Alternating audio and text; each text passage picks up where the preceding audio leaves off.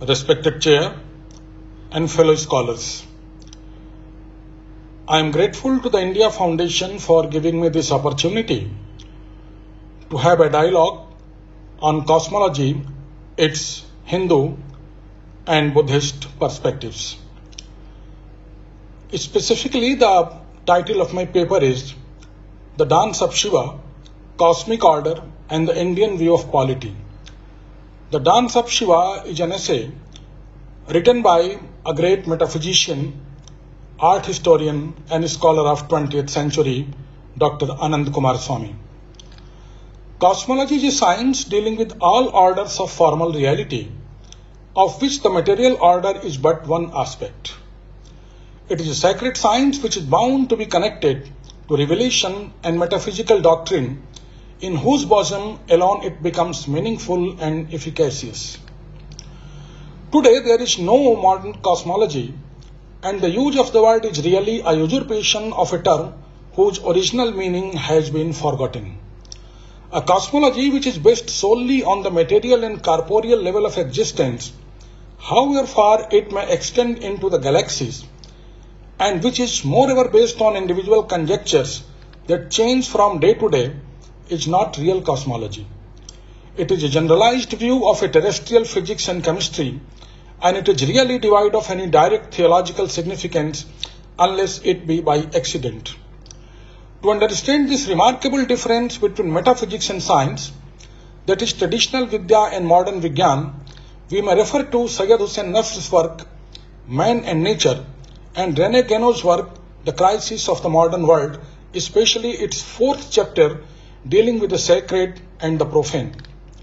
Professor Nasr is a well-known Islamic scholar, theologian and philosopher, now dealing with the issue of environment and working with the University of Washington at the age of 91, while René Guénot is a French philosopher, theologian and metaphysician having a remarkable and rare knowledge of Indian knowledge traditions. One of the central concerns of the traditional Indian worldview is the totality of man's existence, for which a proper balance between different faculties of man, appetites, intelligence, and spiritual life is necessary. In addition, the traditional Indian worldview does not see the achievement of this balance by treating each of these faculties as equal. It views their relationship to be best organized in a hierarchical manner, with the soul located at the apex of the hierarchy and guiding, regulating, and controlling both intelligence and appetites. It is only on this basis that man can qualify himself for attaining sarvata or wholeness.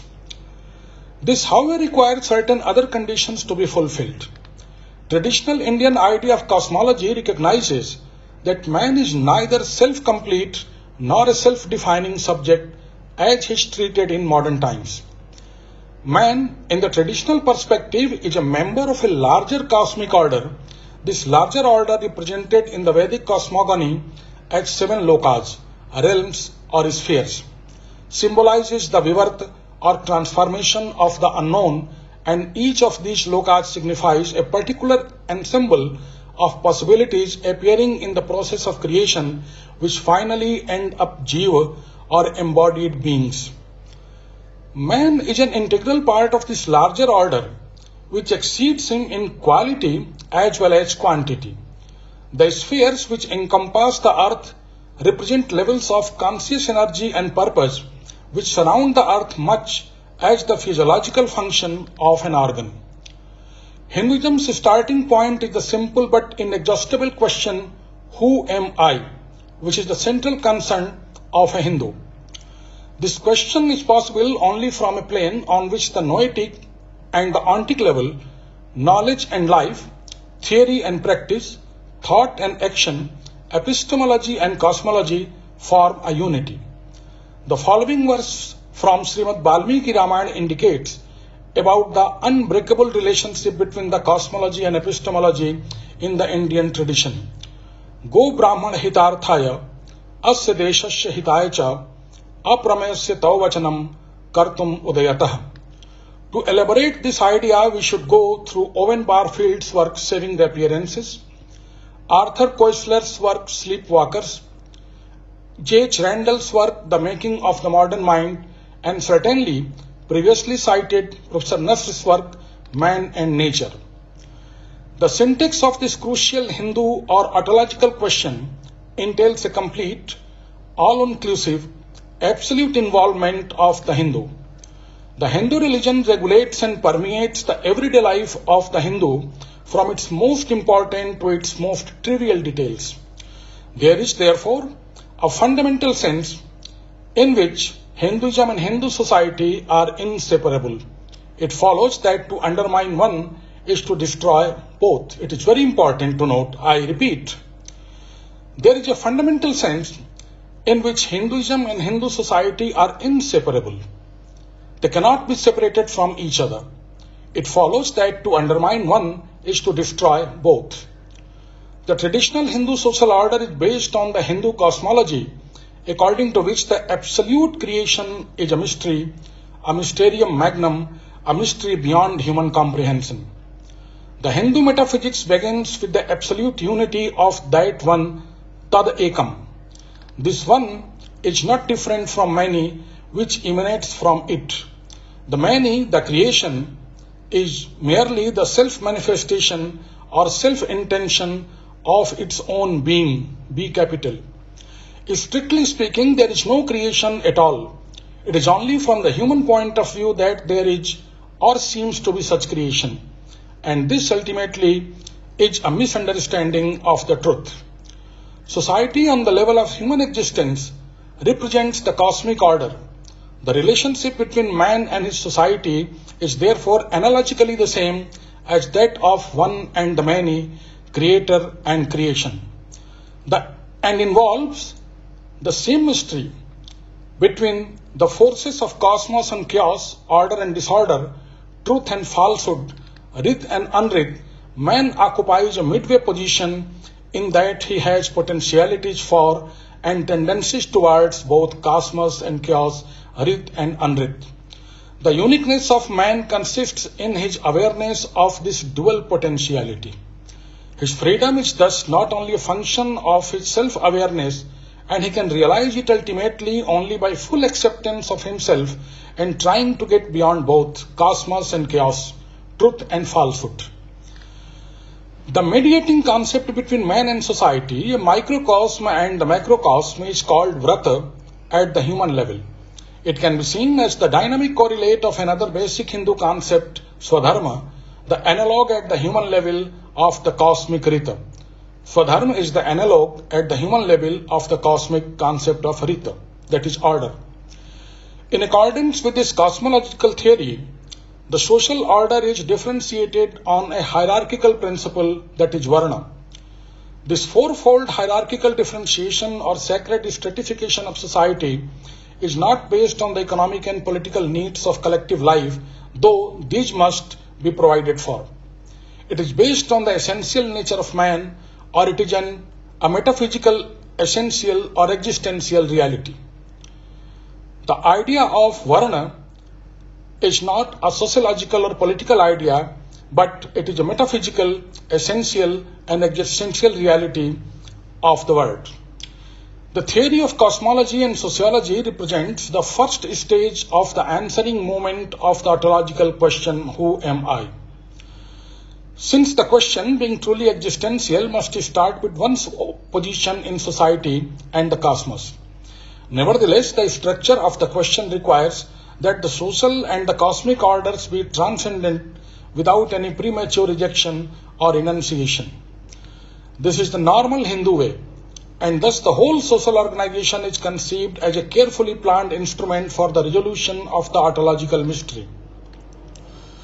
Other paths and methods, some of which circumvent the social order, are recognized and permitted, but only for those, and only those who have somehow already attained to the level of knowledge and consciousness that requires a less direct, asocial route as their Swadharma, like Ramakrishna Paramhans and Ramar Maharshi, etc. There are frequent references, need not to be merely mentioned, in the Vedas, where it is emphasized that the king is the king only in so far as he acts within the paramount principle of dharma. The Brijendra Upanishad speaks of the dharma as the Kshatrasya Kshatram, which idea has been elaborated in Manusmriti by pointing out that the good of all people depends upon the dharma. That is why Arthashastra has its suprahuman origin, Lord Shiva or Vishalaksh being the original preceptor of politics and morals. Amongst the greatest of the names of Shiva is Nataraj, Lord of dancers or King of actors. The cosmos is his theatre. There are many different steps in his repertory. He himself is actor and audience. How many various dances of Shiva are known to his worshippers cannot be said. No doubt the root idea behind all of these dances is more or less one and the same, the manifestation of primal rhythmic energy. It is the understanding of the universe as cosmos that alone can restore the original unity between man and God. It is this understanding again that reminds man that he is not self-complete, nor he is autonomous, free of all restraints, moral or social. He is a part of a larger order and has therefore to conform to its constitutive principles. The original unity can be restored if lost, or activated if dormant or passive, only when, as Cicero puts it, man contemplates the cosmos and imitates it. Because action without contemplation is nothing but empty agitation. To understand the cosmos by contemplation in a proper spirit prompts man to realize order in his own life and through it sustain the cosmic order. We may remember here the great French philosopher Simone Weil, who says that in the nature of things no unlimited development is possible. The word cosmos in Greek, K-O-S-M-O-S, rests upon measure and equilibrium, hence geometrical equality. And it is the same in the city. All ambition is excess.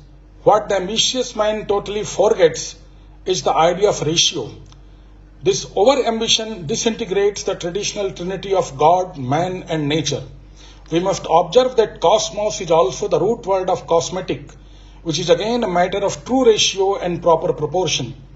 Same argument is also applied where Professor Nasr observes that what appears outside in the form of environmental crisis is nothing but the reflection of our inner spiritual crisis.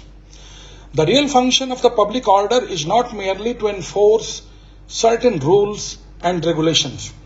The real function is to use these rules and regulations to instill in the minds of individuals and the awareness of the wholeness of their collective life and to animate them with the consciousness that as an integral part of the collectivity, it is incumbent on them to preserve and sustain its wholeness. This can be done only when they are able to see the essential relatedness between the good of one and the good of all. To order human energy in such a way that its diverse uses by a multitude of individuals do not produce tension and distortion in collective life and relations is to employ a trans-individual principle for ordering and organizing collective existence. It is very important. The main objective of this principle is to link different components of the community of the people with each other in a principled relationship. The need for order arises precisely because the community of the people is characterized by diversity. However, the creation of order is meant not to eliminate or suppress diversity. Recognition to diversity must be given. It is sought to organize different components in such a way that energy of different components finds its own direction and fulfillment without creating roadblock for others. When this principle is applied to and employed in managing political affairs of a particular community to give a definite shape by actions taken by individuals and groups for realizing their purposes, political order emerges. This is the justification and the process of the creation of political order. On the same principle, Indian political tradition has its paradigm in the relationship of Indra and Brihaspati. Indra signifying the active principle, while Brihaspati symbolizing the contemplative principle. It has been repeatedly emphasized that king is to the priest as wife is to husband. In other words, the king is representative of the subordinate principle, while the priest is the representative of the ultimate principle. This is why it has been said that the original glory belongs to the priest and the radiance of the king is the borrowed glory. The Indra-Brihaspati relationship is the archetypal relationship, and any understanding of politics is possible, what Michael Oakeshott has said, only in the context of eternity. Kumaraswamy explores that the same pratyay is observed in both the coronation ceremony or Rajyabhishek of a king and at the political level, as well as the marriage or Panigrahan Sanskar of a couple at the social level. Same mantras are being recited at both the occasions, the Rajyabhishek ceremony of a king and the Panigrahan Sanskar of a couple. This principle has already been made explicit by Anand Kumaraswamy through the elaboration of the concept of the spiritual authority and temporal power. Like modern political theory, power and authority are not synonymous terms in Indian political thinking, nor are they ordinary terms where authority is sought in public opinion and power is sought in manipulation of institutions by the individuals. For Indian political thinkers, authority is a transcendental principle. It cannot be and must not be horizontalized. It resides in the author, a capital, that is for God. It resides in the author of the universe, of which the sages and seers are worldly representatives. The sages represent authority because they have revealed the cosmic law, like Plato's philosopher king, who sees behind the phenomena the presence of noumena. Because of this, Cicero says, ancients know the truth, a capital, and because of this, Kautilya recommends Vriddhop Sevinam. In the same sense, Plato's statesman is one who looks beyond the political, or what Eric Voegelin says, what is metapolitical. A statesman is involved in politics because that is his vocation, but he is not of politics. Since he belongs to things above and beyond, political order is an aspect of the cosmic order, and likewise its principles and paradigms cannot be of human creation or manipulation. Thank you very much for your patient hearing. Thank you.